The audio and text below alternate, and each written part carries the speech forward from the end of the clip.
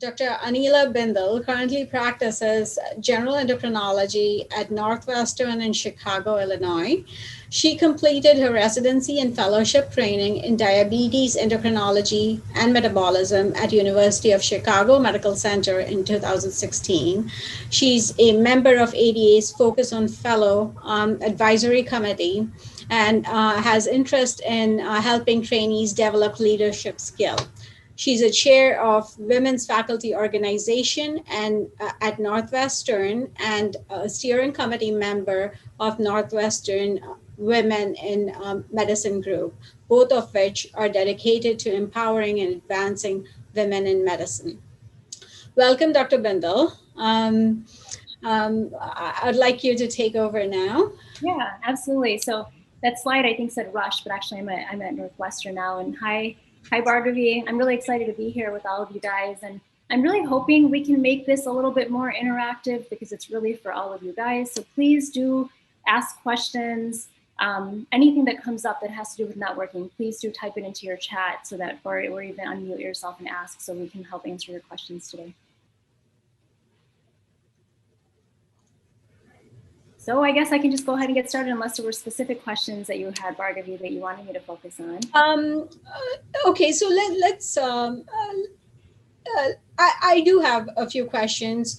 The biggest one in my mind is how has networking impacted you in your career? Yeah, so networking is, I think, one of actually the most useful skills I think any one of us can actually have.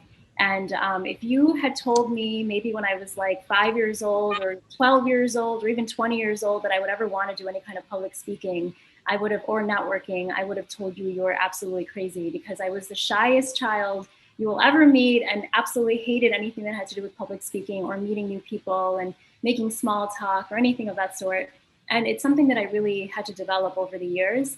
And it's very interesting because the more I've learned about networking, the more I can see how absolutely imperative it is. You know, we all accept these stories about celebrities who end up getting the big break after meeting just one person, but we don't realize that this is a thing that actually happens in our own lives and that it can happen really for all of us, essentially. When you're someone that someone else knows and they feel like is trustworthy and they endorse you in any kind of opportunity you're looking for, your name goes to the top of the pile. And actually, the Harvard Business Review actually says that 85% of jobs are found through networking. 70 to 80% of jobs actually are never listed. So 85%, can you believe that, are found through networking. And there's this book called The Strength of Weak Ties by this author named Mark Granovetter. And he actually says you're 58% more likely to get a job through an acquaintance than you are through somebody that you know really well as well. So when we talk about networking, you know, we don't necessarily have to create this very tight, these really close relationships necessarily with people. And in fact, actually, some of the best type of networking you can do is really cast a really wide net, but try to meet with people who you normally wouldn't necessarily talk to, who may actually be outside of your field or specialty. And that's actually gonna give you the most success. So they actually think that having a large structure with actually relatively weak connections is far more important. Now, I know that seems a little weird. Why would that be? And it's because we actually want to try to have access to people who have different knowledge than the people you already know. So even in my own life, so, you know, I told you I now work at Northwestern, and I used to work at Rush, and so that's why they had Rush that was under my name there. But even my job at Northwestern, I actually got through networking, and I didn't realize it at the time, but it was actually a person, a friend of mine now, who we knew each other 20 years ago, or rather my parents knew his parents. I did driver's ed with his brother, had heard about his name, hadn't met him. And then I finally did meet him a few years ago because he ended up getting married to a friend of mine who I was in residency with. And then, so it was a very, you know, distant type of a connection. But then he actually referred me for this job. He's a primary care physician there. And now we've become friends. Sometimes I think when we do networking, we think that we should be able to go to an event, talk to someone, and then like 20 minutes later, we should be able to have, you know, the job laid out for us. You never know when that sort of return on investment is going to be. All this work you do to go out there and make small talk and get to know a bunch of people. Sometimes they might even pay off 20 years later. sometimes it can pay off at the very next time that you're looking for something. So it really can have effects that you never realize might actually end up coming in handy for you one day. So yeah, it really is important. Thank you so much. I think you've brought some very unique perspectives to it, including the fact that you had to outgrow your inherent limitations in order to network. How do you suggest? I mean, our fellows do that. There is an initial level of hesitation I see for them to reach out. How do you break that barrier? Yeah, I'm so glad you asked, actually, because this is something that I think is a really important topic as well. And I'm going to change the word inherent limitation to actually a perceived limitation. Everyone here is very successful. Everyone here is social. They know how to speak. But I think sometimes it's our own brain that makes us believe that we're not good at things that actually you might be better at than you realize. So what I would say is the big things to start to focus on initially, one of them is going to be keep doing it. It is something just like anything else where practice makes perfect. The more you do it, the more it will become more and more comfortable. The beginning will feel weird. I think it's partly because small talk, a lot of people don't necessarily like small talk either. I'm still not a huge fan, but you do have to do it during networking. One thing I would say is just get good at small talk.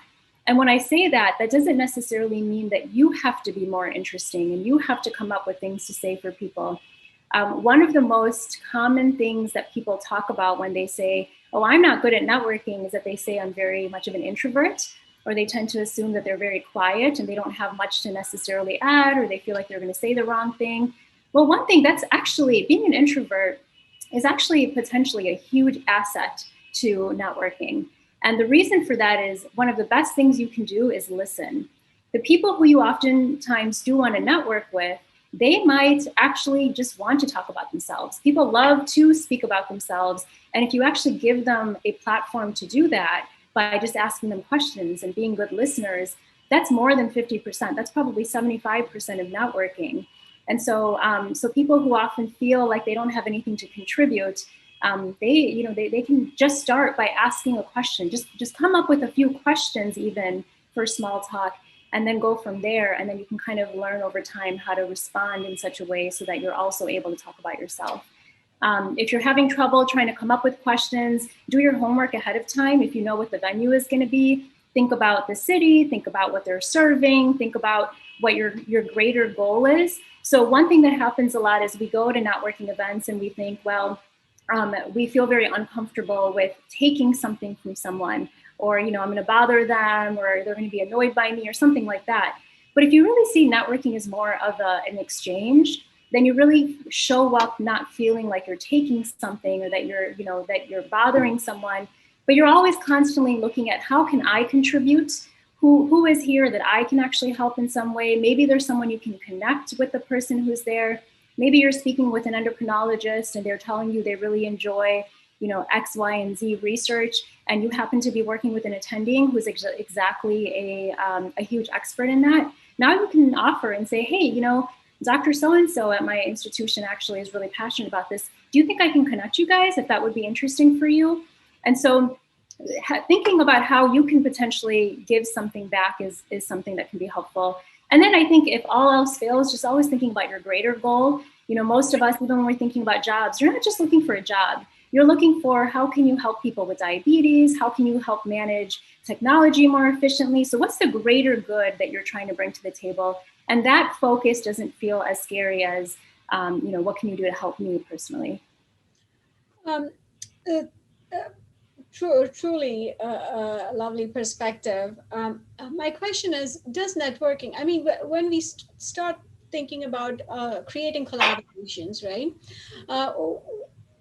The thought process is reach out to somebody who is higher and senior in stature than you.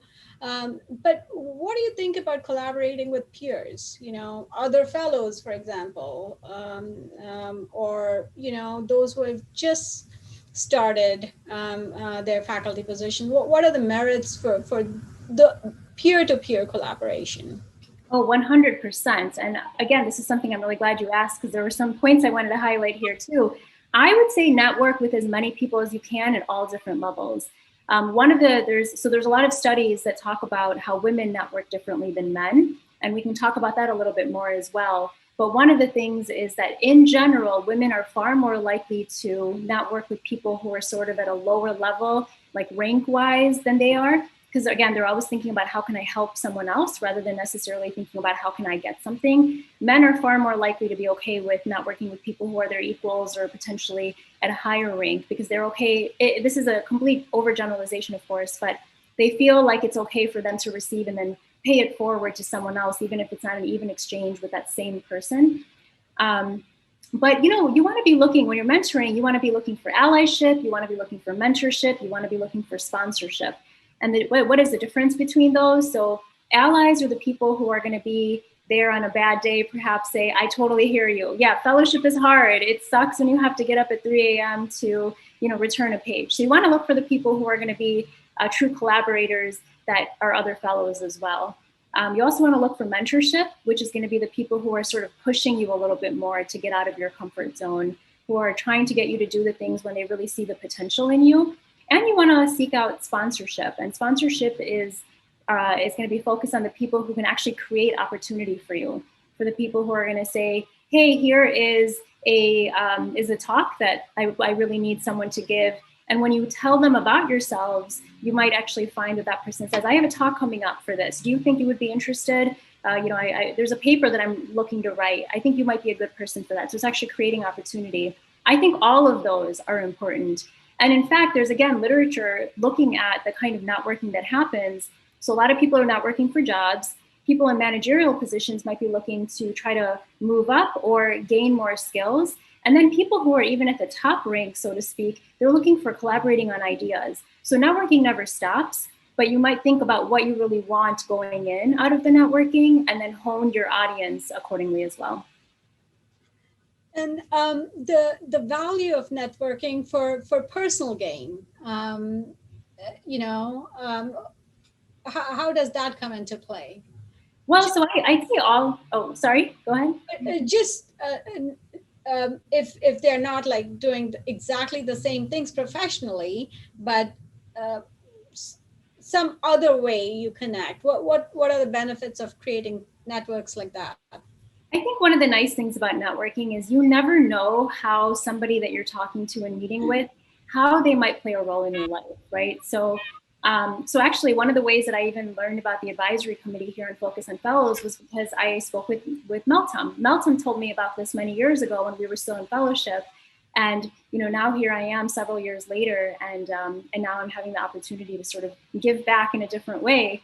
I think that there's people that I've networked with where it initially started out with being more of I just want to get their advice on this or something very specific to endocrine. And then eventually I learned even personal gains we talked about. So actually a really good person who's an example of that is Rochelle Naylor, who was one of my mentors from University of Chicago. And we started out working on projects together when I was a fellow and she's an attending, but we've actually transitioned into more of a collaborative mode where I actually will give her ideas or suggestions for things and she'll give me ideas and suggestions for leadership and women. So I do think that can be across the board and it can play a huge role in your own personal development. And networking, I think the thing that makes people the absolute best at networking is just constantly focused on personal development. The more you work on that, the person you show up to be is going to be exactly the person that other people want to talk to as well. Now, we all connect during national meetings, right? I mean, we hit it off great. And maybe we will exchange emails, phone numbers, maybe even text each other for a bit. And then it fizzles out once we go back to our lives. How do you nurture these contacts you have developed during these meetings? Yes, absolutely. So I'd say the two biggest things, if there was nothing else, I guess three things that I would say as a takeaways for these would be making sure you try to have a large network that is actually quite diverse. The second one is going to be, just getting out there. And the third one is actually exactly what you're saying in terms of maintaining the contact. So this is probably the one that becomes the hardest to do for people who are so busy, like all of you guys are here. But this is also probably the most important.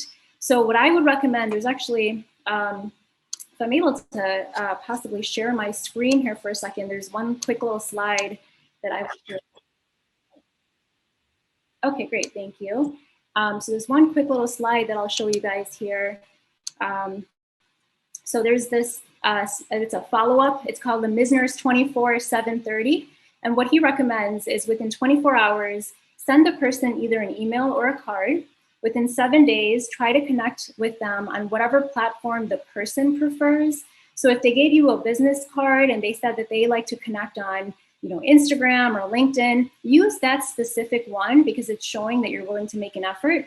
And then within 30 days, reach out to the person and said either a time for some kind of face-to-face or virtual way of reconnecting. That's a good amount of time as well for someone to kind of remember you, but not make it feel like you're necessarily, running into them or using up time constantly, but it really helps them remember. If you do that and now you've had 4 contacts at that point, you met them the first time, 24 hours, 7 days, 30 days, the person is going to remember you.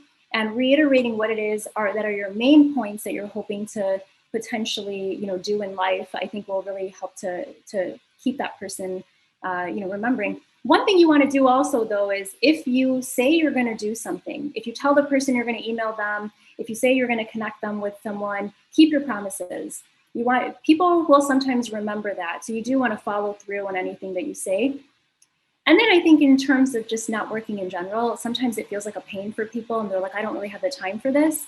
I would say give yourself even 10 to 15 minutes every week, 10 to 15 minutes every other week at least. That way you can think back and say, okay, these 20 minutes or 15 minutes is just dedicated to looking at those networks I'm trying to build again. Who have I not heard from? Who have I forgotten to email? And just setting 20 minutes, I'd say about 20 minutes or so, every week to every 2 weeks can really help with making sure that you're doing this consistently as well. Oh, I think you're on mute, Bhargavi. Yeah. I'm going to pick on one of the statements you made earlier. I want to delve deeper. You said women network differently than men. Can you explain it a little bit? Absolutely, yeah. So I think this is one of my favorite topics because I think it's so interesting how there's a lot of literature about this, but how we're not even necessarily aware of these minor differences. So first of all, women in general tend to undervalue their own worth when it comes to professional activities. They tend to typically sell themselves short. They do also tend to network down, like we were talking about. They typically, when they're networking, look for people who they like as people or who they want to be friends with. They also oftentimes will end up connecting more with people for emotional support rather than necessarily opportunity creation. We don't have to like our mentors. We don't necessarily have to like our sponsors. Men in general tend to feel, the literature suggests anyways, that men in general are okay with continuing to connect with men or with other people, even if they don't like them, because they know that what they're trying to get out of it is potentially some kind of an opportunity creation. Women also tend to, in general, feel like that when they're connecting with another somebody that they're networking with, that they have to have an equal exchange with that person. So they feel really bad if they don't think that there's something they can give back to that person. Whereas men often know they can pay it forward to someone else. They don't feel bad sort of using their network, which is what women are often concerned about. That's how they see it. The other thing is too that women in general are more likely to network with other women. As it stands right now, in general, older white men still hold the most power. So I strongly encourage all men and women to really try to focus on still networking with men also, even if they feel uncomfortable or they feel like, again, maybe they feel like they don't have anything to offer. And then I'd say the other thing too is that women in general try to form closer relationships with the people they're networking with. Men kind of know that this tends to be more of a, unfortunately, I hate saying it this way, maybe because I'm a woman, but they think of it as a transactional relationship, and they're okay with the relationships dissolving after they end up getting what they need, with the caveat, again, that they know that they are going to be able to help someone else in the future. So they don't feel like it has to be one-to-one so much. The other thing too, in terms of networking, when there are more women's networking activities, they in general tend to be shorter, maybe a lunch or something like that. For men, it'll be very long ones. They'll go out on a golf outing where they really get to connect and get to know each other. So there are quite a few differences. Now, there's also some literature. In fact, there's even some that came out of Northwestern's business school, Kellogg, about should women be networking differently? And what they really found was as long as they're still forming a very diverse network where they're trying to get to know people who are not necessarily in the same circle that they would think. So, for example, I would encourage you all to not only network with endocrinologists. You want to network with a wide cast of people. Some people who are not in medicine, some people who are not in, within endocrine or internal medicine. You never know how that's potentially going to help you. They find that wide, that cast of networks that's really wide actually does still tend to help. And then the only other point I'm going to bring up about this is, in general, when women were still promoting other women, that actually tends to help a lot in networking as well. So that also has actually helped to reverse or reduce some of these things that the literature suggests about how women and men network differently. Wow, that was eye-opening, but so true when you think about it. Now, what are the biggest fallacies of networking? Yeah, so I would say the biggest fallacies really are the ideas of what we tell ourselves. Am I loud enough? Should I be more interesting? I'm too shy to be able to speak up. And that's where, again, some of those things I really want to highlight are going to be some of those things I mentioned with not necessarily feeling like you have to be so interesting. You can also be just focused on being interested. So as long as you're able to ask questions, it's okay to exit a conversation if you feel like you want to move on to talk with someone else. Sometimes I think people are concerned about getting stuck with someone. So it's okay to do it, just do it gracefully. If someone is saying something that makes you feel uncomfortable, one thing I recommend is just making sure you take a deep breath and focus on being responsive and not reactive. If you feel like you don't know what else to talk about, just talk about the stuff right in front of you. If you're drinking a glass of wine, talk about that. The other thing that is actually also can be helpful is strategically where you place yourself when you're trying to network. So you don't want to be standing near the bathroom and you don't want to be standing near the entrance. One of the best places to stand is actually right after someone grabs a drink. Usually what people will do is they'll come in, they'll put their coat and stuff down, they'll go and grab a drink, and now they're ready to network. And if they happen to see that you're the first person there, or you happen to be strategically placing yourself there, you'll be able to make more conversation with more people. And if you happen to be one of the earlier people they talk to, maybe they'll go ahead and move on and you can know who you want to talk with again later if indicated. Can you give us some examples of national networking events for the physicians and specifically for our endocrinologists here?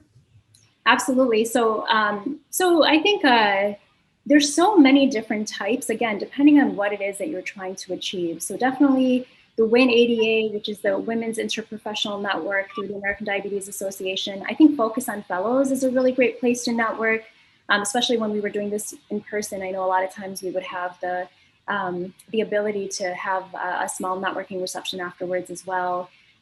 ACE is a good one. Endocrine University is a great one. ADA. Now, again, I really want to hit home the idea, though, that you don't want to limit yourself to just endocrinologists. And you don't necessarily want to limit yourself to people within just internal medicine, just within medicine. This is something I learned for myself just in the last couple of years. I have learned that sometimes some of the best leadership advice I've gotten, some of the best ideas about how to think about how I can be a better physician, things of that sort have actually come out from people who are not doctors. I've learned a lot of leadership advice from people in business, from people who are in the pharma industry, pharma dinners, whether people choose to go there or not, but those are places to network. Any kind of associations. I mean, really, you can network almost absolutely anywhere. That's the part that's really good, is that every opportunity you have to meet someone else is technically a networking opportunity. And if you treat it as such, without even necessarily thinking about it, then when there is something like a big ADA event where there's all these big names and things of that sort, it won't feel so intimidating because you've already been practicing this in your own life and at a picnic or at a barbecue or smaller events as well. Now, we have 2 minutes left. I want you to kind of summarize it for us. What is the take-home message you'd like to give our audience today? Absolutely. So I would say, number one, just get out there and do it. You might fall on your face a couple times. You might have, something on your face that you didn't realize, or spinach stuck in your teeth, and that's okay. If people will move on from it, it'll be completely fine. The number two one I would say is try to cast as wide a network as possible. Number three, follow up. Try to remember who you had spoken with and just see if you can reach out to them in some form. If it's someone you particularly want to connect with, then make it more intentional. I would say the number four thing is, if there are concerns, a little bit of positive self-talk will be really helpful. Develop a strategy ahead of time. Have your elevator pitch ready where you introduce yourself, say what you're doing, say what you're looking for and why. And I think if you do those and just keep sort of rinsing and repeating, you'll find that this really can benefit you in far more ways than even just looking for a job or simply just getting to know people. I mean, personally, professionally, in every realm of life, you'll be a better person from networking.